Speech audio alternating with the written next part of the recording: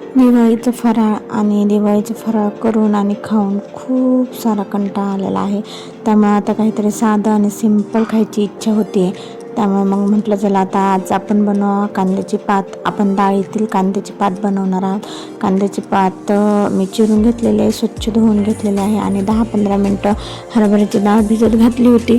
त्यानंतर थोडंसं तेल घेतलं कढईमध्ये, लसूण टाकला कट करून आणि फ्राय होऊन दिला एकदम लाल होईपर्यंत. आणि त्यानंतर थोडी कांद्याची पात टाकली फ्राय करण्यासाठी, वरून डाळ आणि थोडंसं मीठ टाकलं म्हणजे ते जी डाळ टाकलेली आहे ती पण शिजून निघेल त्यामध्ये.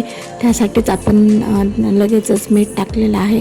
आता त्याला मस्तपैकी पाणी वगैरे सुटल, ते सगळं पाणी आपण आटून घेणार आहोत, म्हणजेच उकळून देणार आहोत, त्याला पातेलं शिजून देणार आहोत. त्यानंतर लास्टला आपण टाकणार आहोत लाल मिरची पावडर आणि मोठा शेंगदाण्याचा कुट्टा आणि मस्तपैकी जोपर्यंत त्यातलं पाणी आटत नाही ना तोपर्यंत शिजवून घ्यायचं आपल्याला. आणि आपली पण कांद्याची पात झालेली आहे रेडी.